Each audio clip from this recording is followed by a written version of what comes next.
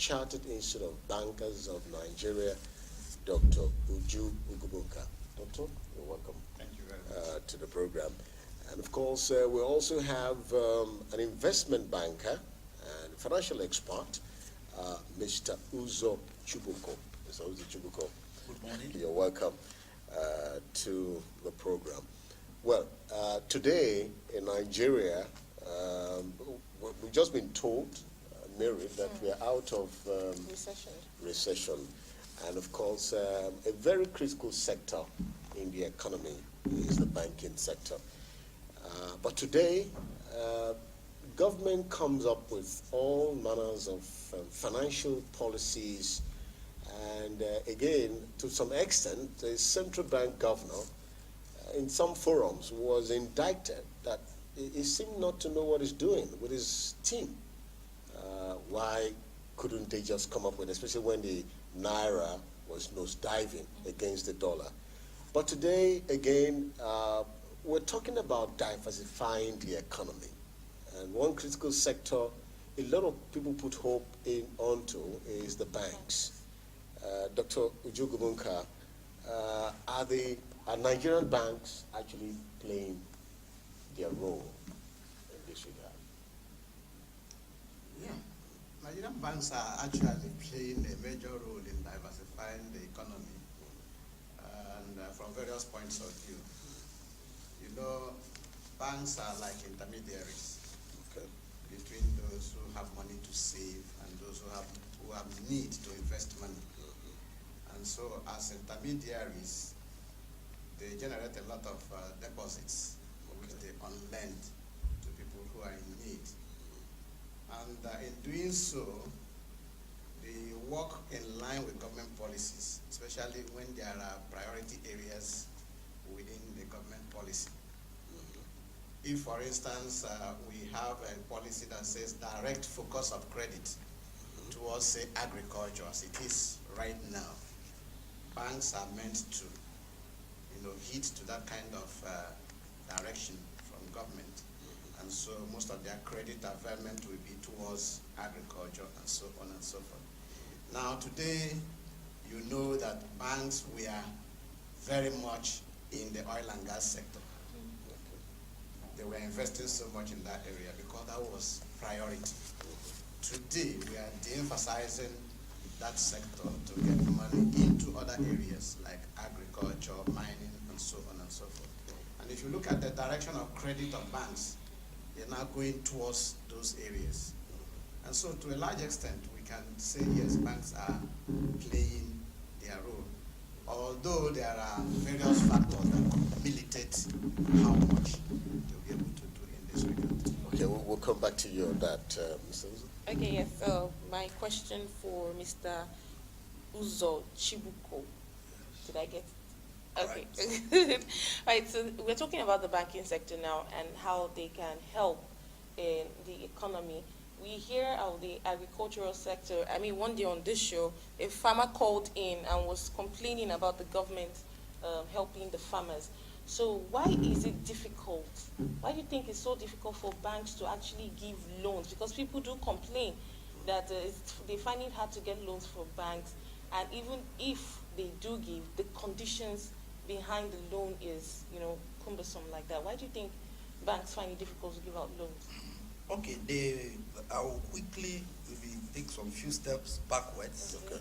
Then I'll clear your question in the process. Right, now, what are the real challenges of diversification? Because the impression is that once you throw money at a problem, the problem is solved. It is not. In fact, if you move all the money in the entire banks in Nigeria to agriculture, it won't help.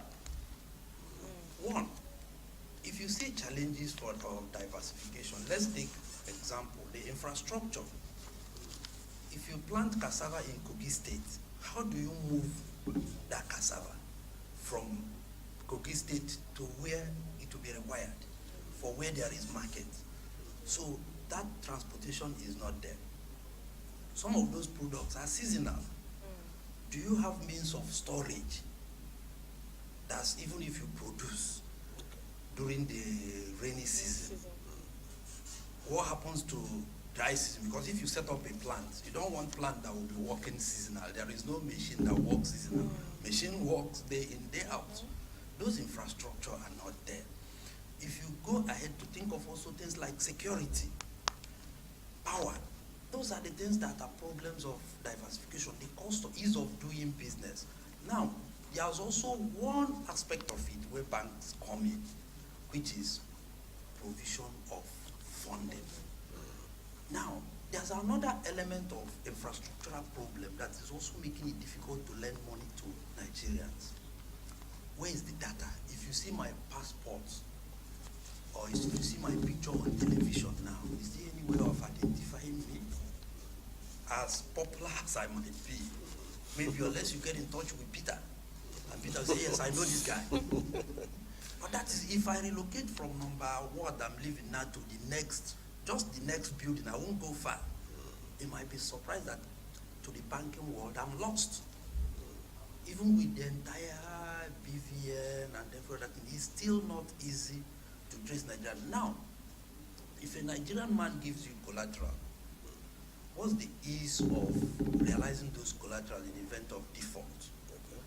Now, in places like United States, which we always meant, in fact, foreclosure can take less than 1 day. Once you're owing, they foreclose. Okay. But in Nigeria, it could take 10 years.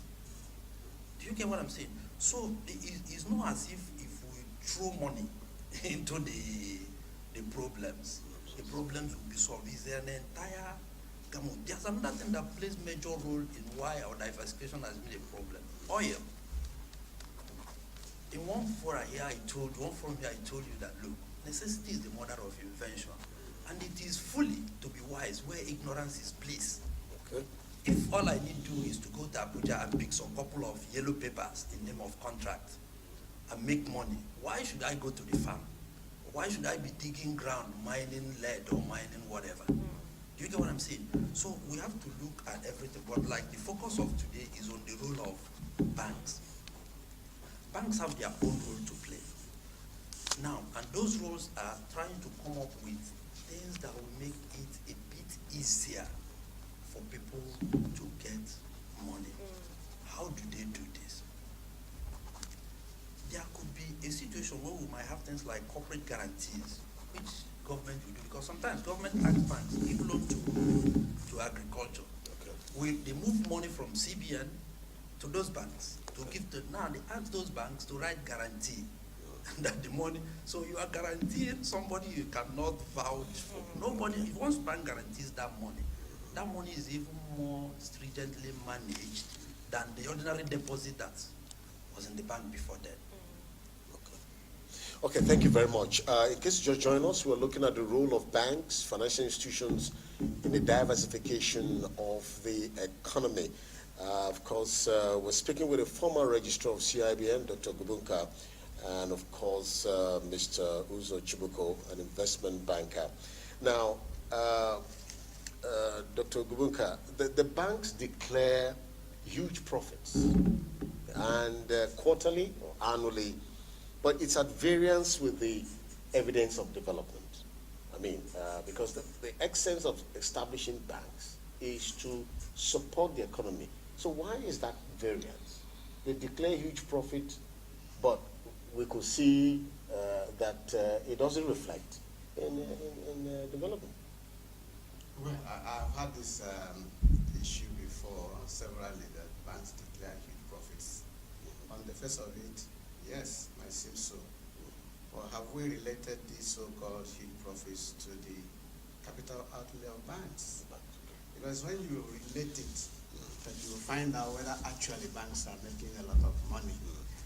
If a bank makes, say, 2 billion and is laid out about 25 billion naira, capital base, and in most cases, most of our banks today have just much more than 25 billion.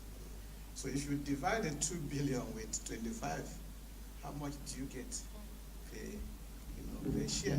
So ordinarily, it looks like banks are making too much money, but it's better to relate it appropriately to really, make sure that what we are saying is real. Now, relating it to the economy, like I earlier said, banks are standing at the middle of the road. And that's what it is. Whether you are borrowing, whether you are depositing, they are there for you. In both cases, they are making money, right? Now, the question is, how do they make this money? You give them deposit at a lower rate, they lend at a higher rate. And that makes a premium for them. But again, you see that the infrastructure that we had earlier mentioned before plays a lot of role in what banks do to be able to do the services as we need them. Say, for example, telecommunications. You pay money into a bank today and you need the money to get to, say, Asaba. Few minutes, it is there. It is the infrastructure that supports that, and banks have to invest in infrastructure. Government is not investing so much in this, so they have to take the lead to do these things. Look at the human capital, for instance.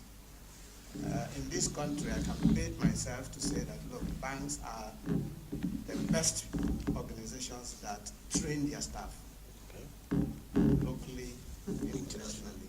And these things cost a lot of money. So when you have the prime quality of staff who have the initiatives to find out how to make money from the system, why wouldn't they make money? But others might be waiting. Banks are always leading. And that's the experience we have in this country. And why do they lead? The quality of human resource. The developments they put into their business in terms of infrastructure outlay and so on. But we are always having bank failures. We remember Sanusi's administration, and we saw the tsunami reforms during Lamido Sanusi. And of course, there were a lot of very ugly reports about the banks. I'm just trying to, like, when you talk about an institution like the banking sector, but why, looking at the reforms and talking about bank failures now, it shows that there's something wrong even with the level of training. I mean, you are a training consultant. Is there's something wrong? Why is it that, despite the fact that, yes, they declare huge profit, there's always bank failures? And with the reports we hear, billions of naira of customers' money are being, Bank failures are not just issues that come and go. Yeah. There are various reasons that cause bank failures. Typically, policy, somersault, can be a major one. And I'll give you a typical example. Until a few years ago, government institutions were keeping their money in the banks across the country. So banks were awash with deposits. And then a single policy that all such money should be sent back to the central bank created loopholes in the portfolio of deposits that banks had. What would you expect under such a situation? So even if such a bank was being properly managed, because of that single policy that created a loophole. But I'm sorry, we're coming to you, but couldn't banks be more creative instead of depending on funds from government? That's what they have done right now. Remember also that even as we speak, banks no longer keep money for government establishment because of the single Tiers. Yeah. So now what has happened? As soon as that policy was also made, banks rallied around and started looking for deposits to cover their positions. And they started some of them even went as much as issuing new, capital base to be able to raise money to fill up gaps. And that's why they are always promos. That's why they are always. You save more, on. you win more. They are very creative. They are always, if you do things suddenly and implement them suddenly within just a short frame of time, believe me, it could rock the boat. Especially when the banks have lent out so much of such money. Doctor, I'm going to challenge you because yes, I'm coming back. That's why we're here. Yes. Okay, back to you, Mr. Uzo. We've been hearing about banks being involved in massive loots in the country today, being indicted for being involved in massive looting in our country. By politicians. Yeah, by politicians. We've heard of this happening. We've also seen it happen. Why do you think this happens with the banks? trying to decode your question.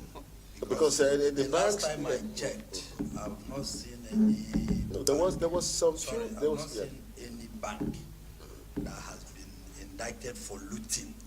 No, I'm not No. using them as a channel. Yes, because Yes, there yes. is no, okay. It's always that's what as you a mean. yes, as a Yes. channel. Now- And the report is that some of the banks, some of the expert, workers within the bank, you understand, the politicians use the banks as a conduit pipe, either to transfer or to, of course we've seen. What you mean is yeah. that's the conduit. Now, Yeah. ask yourself, what does a bank do? Shouldn't the banks be asking, No, wait. where is this money coming No, from? wait, you see, the banks is one of the most highly regulated institutions in Nigeria. Far even more regulated than the health sector. Banks. Now, if you remember if the last time we told you, we have people that are well trained. You know the thing about training is that as you are being trained, a good man can go left or right with his good brain. Do you get what I'm saying? Now, back to your question. What we are saying, what you were saying is that, look, bank is a financial institution. There are rules which allows you to raise flags. There are also rules which says report. That means what they call a compliance unit that will say this kind of, when this type of money comes into the system, it raises a red flag. Okay. When this type of money comes into report it directly. There are so many what they call levels. Now, what happens is that because it's a financial institution, a lot of transactions go on. If somebody has been in business of moving hundreds of millions into his account, Yes. it becomes normal. If people like us that are used to thousands, all of a sudden there are millions in my account. So when I say this, it's not as if it's as per volume, it's as per customer. If there is a company that you know that every day, every other day, there are millions of naira passing through this account, so it becomes very difficult to say at what point is this particular one out of this 50 the bad one. Do you get what I'm saying? There is no sane person that will see somebody like me that has never seen 100 million in the account and put 500 million there. Okay. Do you get what I'm saying? In fact, immediately the bank will trap it. But what they do is that if you now go to bank accounts that normally have 500 million and route it through that account, it becomes also very, very difficult for the bank as a body to say, this is a suspicious, that's exactly what I was using, suspicious transaction. Okay. But that does not mean that some people, there will not be foul play because this is Nigeria. Okay. Do you get what I'm saying? It's not only banks that are involved because sometimes also this thing goes through bureau de change. That's what I'm saying. If people receive money in dollars, pass it through bureau de change. Bureau de change sees, some of them see billions of nairas in their account every day. There's no way bank will know about it. Do you get what I'm saying? Because they move money left and right on daily, even as we are speaking. But money is would I moving be about. right to say that even some of the banks, some of these funds, the way it comes into these banks, they get commission. The banks are more concerned about the commission they get. You mean the interest rate? The interest, yeah, the interest they get from some of this money. No. They If that is their business, you see, if you give bank deposit, they pay you interest if you are the one moving money. They actually pay you. Do you get what I'm saying? But they're not, it goes into crime if I'm giving you deposit and also paying you as a bank. That is a crime. Doctor, again, some of the politicians are on the board. They have representatives on the board of the banks. So I'm just, Let's look it this way. You see, the duty of a bank in receiving and paying in money is what we're talking about. Banks will naturally receive money for as long as there are people that have money to They save. don't have the right to question certain money. The duty of a bank is to report transactions that go beyond certain threshold as regulated by law. Okay. Okay? There is Money Laundering Prohibition Act. Now, that act created a threshold. If, for instance, you are an individual, you are depositing an excess amount of money beyond that threshold, banks ought to report to the appropriate authorities that such money came in, right? That's the duty. A bank does not go into investigating how did this money come in, what prompted it and all that.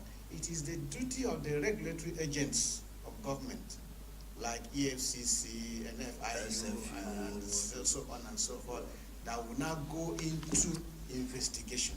Okay. So it is not the duty. Yeah, we can't really pin it down on banks. Okay, thank you very much. Well, you can call us now. The line is open, 0074548324. We need to get your comments on the program. Okay, well, I would have loved to ask Doctor, but I want him to react. Let me come to you, Mr. Uzo. There seems to be a kind of disconnect between banking policies and, of course, the federal government development strategies. You know, we were talking about, what's the topic now? The role of banks, talking about diversification of the economy. Now, it looks there's a disconnect. It looks like sometimes the politicians, well, have good ideas, but they do not really involve banking or financial experts to look through some of these policies through, because everything will boil to diversify the economy. It boils down to, providing adequate funding. You understand? And before you know it, of course, the government is like seeking for external support. But I want you to, why that disconnect? The banks might have good, fantastic idea how to implement certain policies to diversify the economy. But the politicians haven't made that, political campaign promise. These policies, at the end of the day, cannot be implemented. Okay, the first, where I started was that throwing money to some of this will solve the problem until you're able to resolve the entire issue. Okay, I think let's just quickly take this call. Hello, good morning. Hello, good morning. Good morning, ma. You're welcome. You're speaking with Joy from Pussy. Okay, Joy, go ahead. Yeah. Looking at the topic on my screen, yes, I think the bank or the financial institution should look beyond saving money into banks. yes. I mean, with the introduction of cryptocurrency now, the bank should not just be about saving. Gone are those days you hear about politicians losing money. Most of them have converted their money into cryptocurrency. So the bank should upgrade in their dealings with saving in funds or accepting funds into different bank accounts. Okay, thank you very much. I'm sure you heard what she said. I'm trying to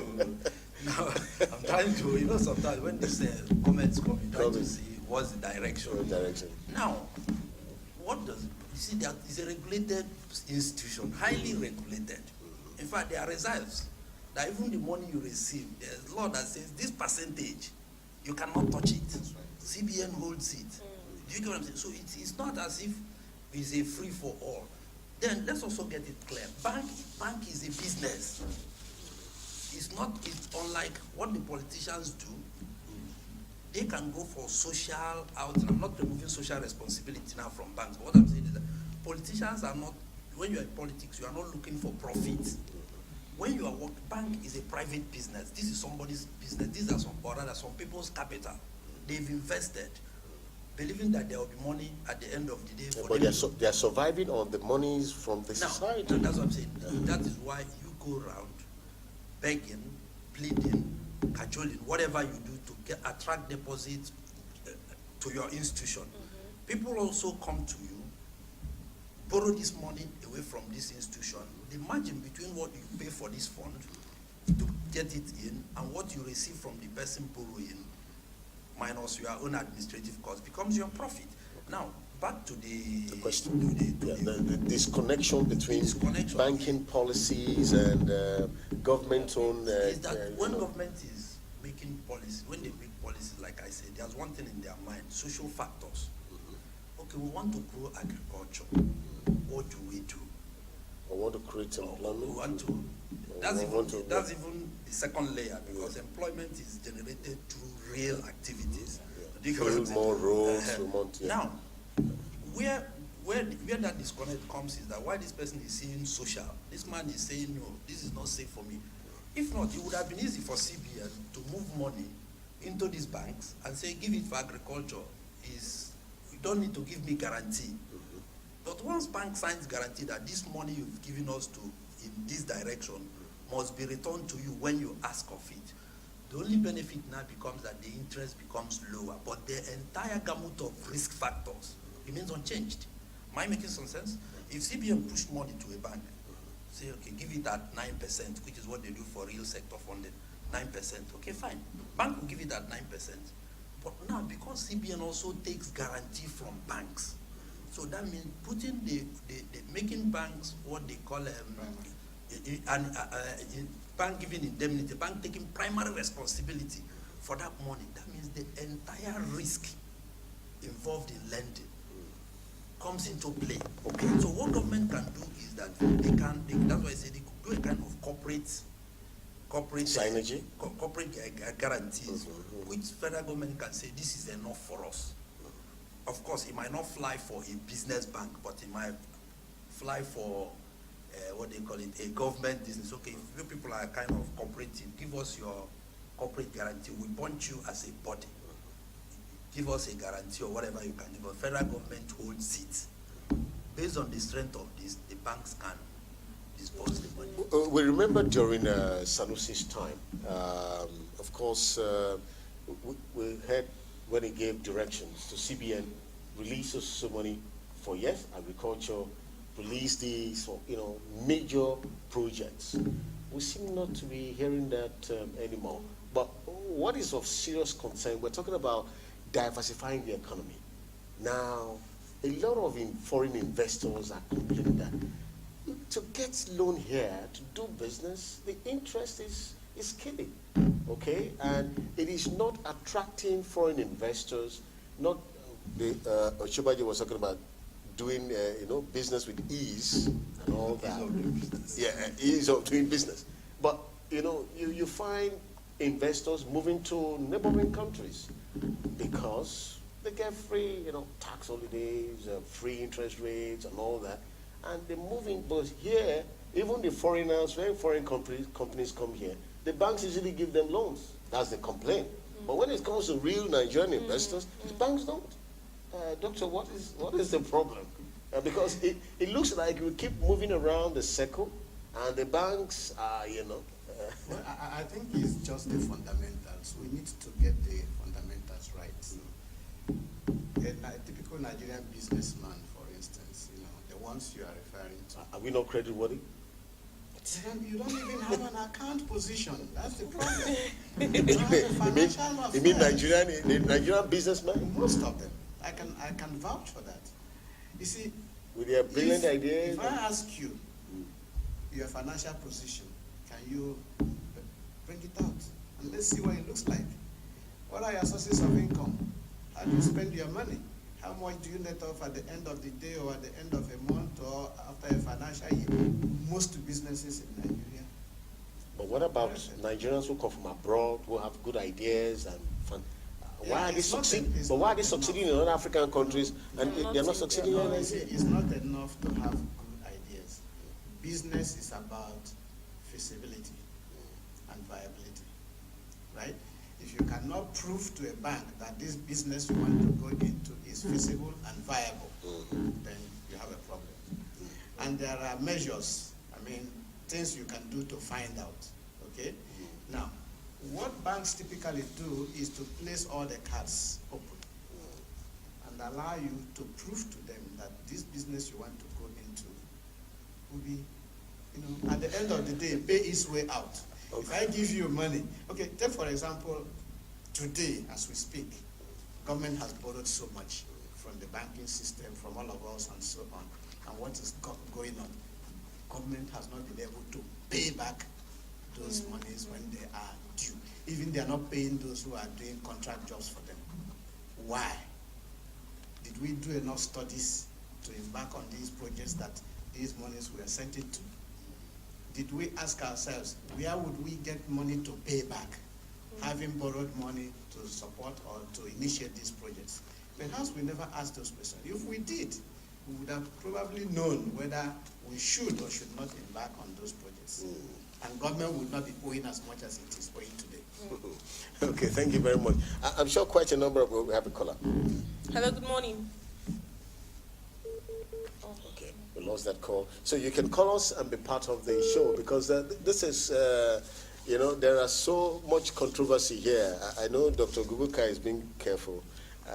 Mr. Uzo, because they are bankers. All right, no problem. Okay. Good morning. Hello. Okay, Mr. Uzo, looking at what Dr. have just said, what do you say about hidden charges? There's been several forums I've been opportunity to attend, and you see investors, businessmen and women lamenting. Okay, we have a caller. Hello, good morning. Hello, good morning. Yeah, go ahead. Hello. Please turn down the volume of your TV. Okay, we lost that. So, talking about hidden charges, you know, like the doctor said, delay the cards, you see everything.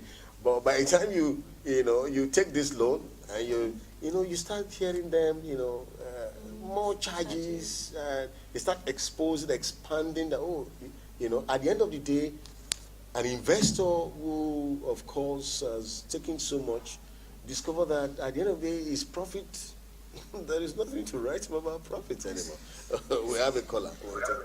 Hello, good morning. Hello. Hello. Okay. All right. So, okay. No, you see, when I hear things like hidden charges, it boils down to what he has just said. We don't run businesses properly. Now, this is somebody that has a loan of 100 million from a bank.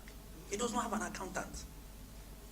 You won't believe it. He's the accountant. What about those that have accountants? No. Now, if you have your accountant, which means the minimum every accountant will do is to reconcile your position every month.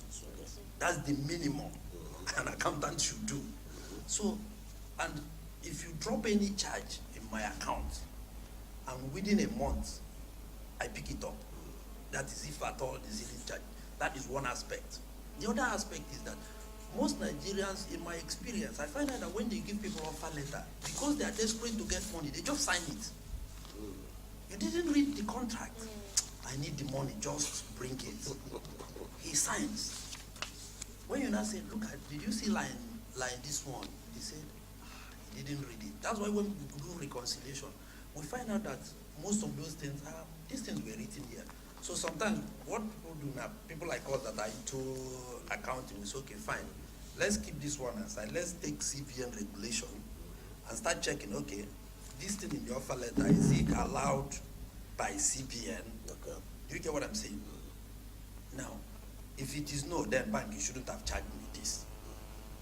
That is one. Another issue now. But where the problem comes, just the difference between somebody coming from outside to somebody coming from inside. Somebody coming inside, if you give him that offer letter, he will pass it to a lawyer, no matter how small. Say, go through this letter and make sure that this is in line. Because you will know when somebody has placed some, because this is somebody's business. In negotiation, you try to put everything to suit you, to favor you. Now, it's also in your duty as a buyer or whoever you are to say, okay, let me also make sure that this deal we are going into favors me. Okay, we have a caller, Mr. Uzo. Hello, good morning.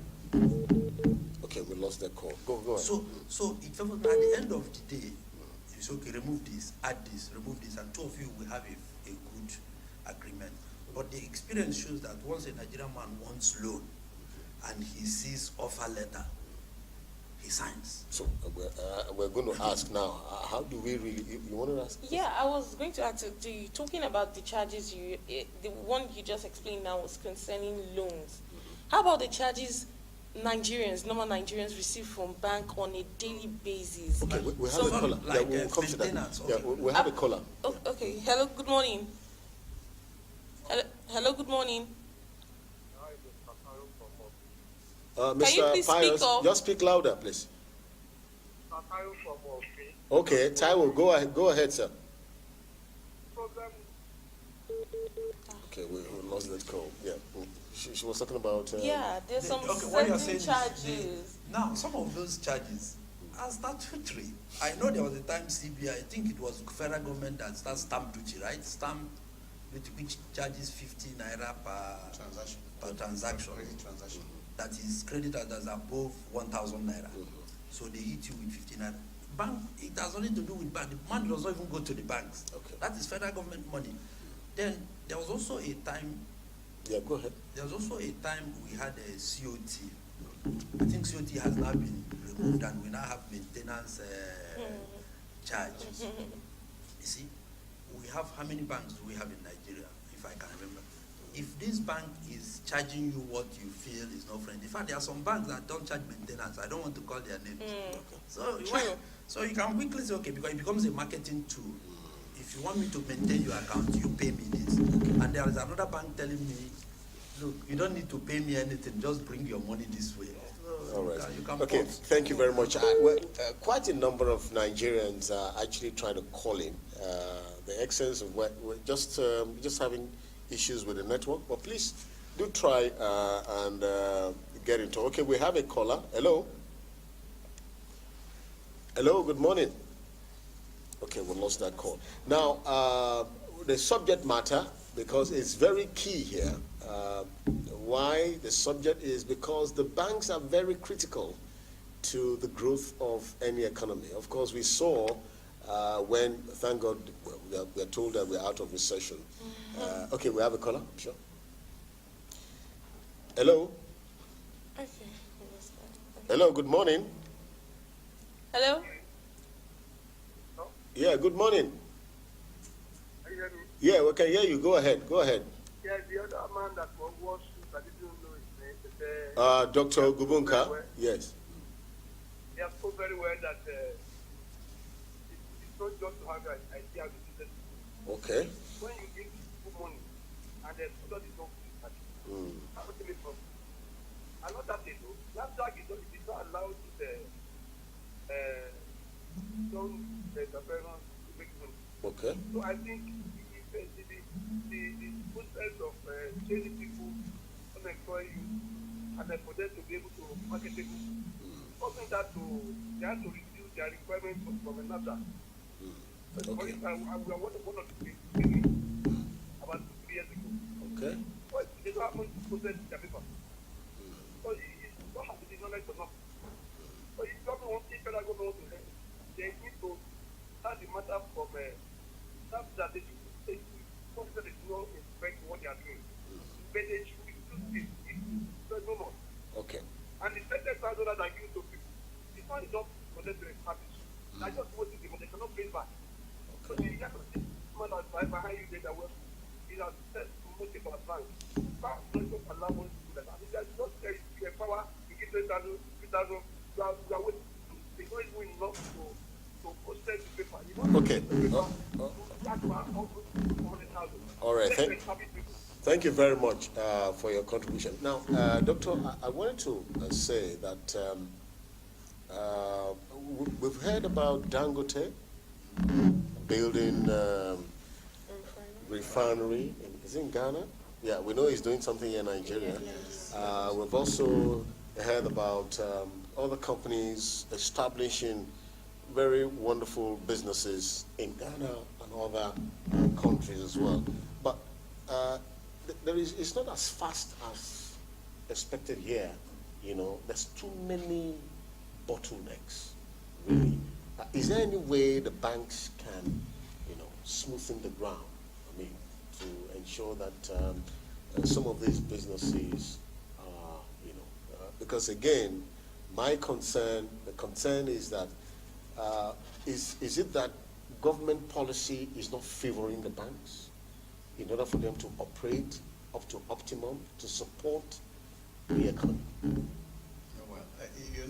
Earlier spoke about ease of doing business. Ease of doing business is the business of government. Okay. The banks would only large on it as available. If you make the environment good, for instance, let us talk about infrastructure that had earlier been mentioned. If you have good infrastructure, good roads, and so on and so on, businesses would want to come. We have the population, for God's sake. Just produce a little thing, and then it's necessary in this economy, people will buy it, so you make money. People are desirous of coming here, but the drawbacks are so much, just like you pointed out, particularly infrastructure, security, as we know it today.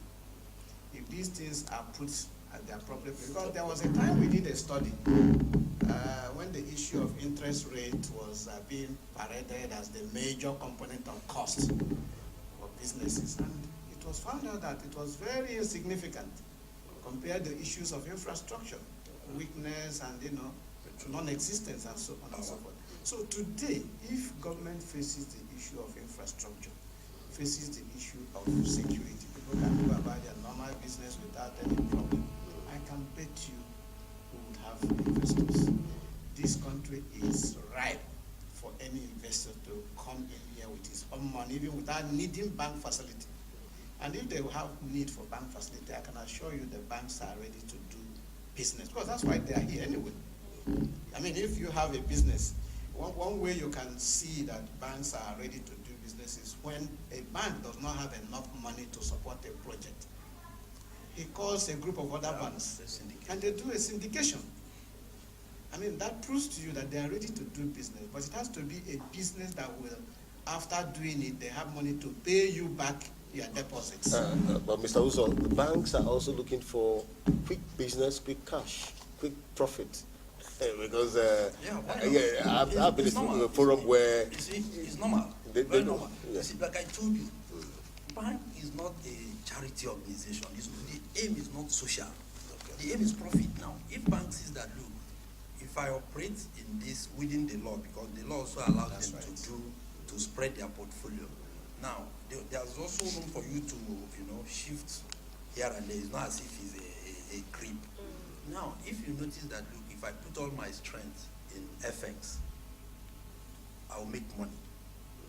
Do I now need to move all my efforts into real estate just to make people happy? No, so everybody wants what do you call quick wins. It's natural. It's now the work of government to say, okay, no, maybe this percentage must go to this place, and also monitor it to ensure that those rules are kept.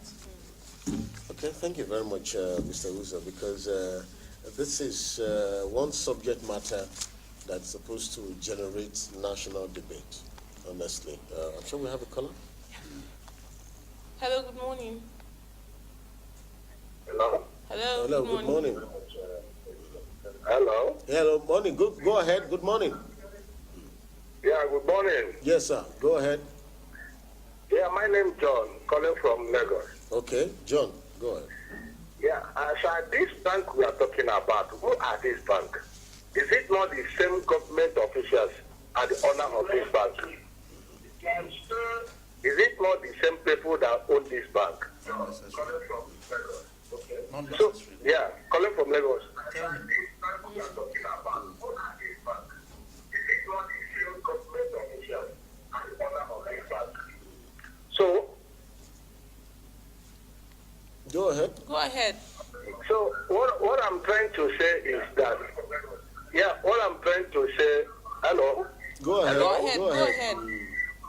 Hello? Go ahead, we can hear you. Hello? Hello, we can hear you. Go ahead. Yeah, so what I'm trying to say, listen to me, that if bank, I believe that bank are paying some tax, I believe that bank are paying some taxes, I believe that bank are paying,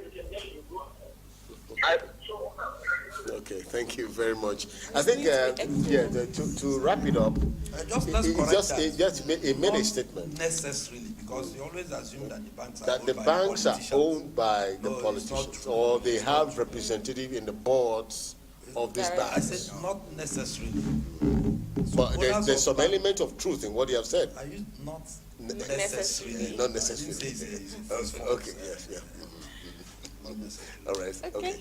I'm sure you wanted to like expand on that. No, I wasn't going to. Okay, I think it's been a wonderful time. This is one subject matter because we find you see the structures of the banks. People are saying fantastic structures, and of course we notice that there's been some level of conservativeness now within the banking sector. Sanusi talked about sharing system, whatever, those are very serious technical terms. Instead of, why don't you have one platform everybody latch on just to reduce the cost of doing business? But again, the economy, well, they say we're out of recession, we are growing, but there's no food. People, the poor man is complaining, power, housing, food, and all that. Okay, Mary. Yeah. All right, with that, we've come to the end of AM Chat for today. We want to thank each and every one of you for participating. Sorry we couldn't get so much calls. Obviously, there was something wrong with the line. We do apologize for that. And I want to say a very big thank you to our guests for coming. Thank you very much, sir, for coming. All right, so my name is Mario too, and I hope you do have a lovely day, Mr. Ben. Okay, well, that's it this morning. I want to thank Dr. Uzo Chibuko for coming, sir. And of course, sorry, I said Dr. Mr. Uzo and Dr. Uju Gubunka. Thank you. But before we go, one word for the government. Make the environment better than it is today. And of course, Mr. Uzo. I agree. You agree? Enhanced ease of doing business. Enhanced ease of doing business. Okay, that's it on AM Chat. It's been a wonderful time with my colleague, Mary.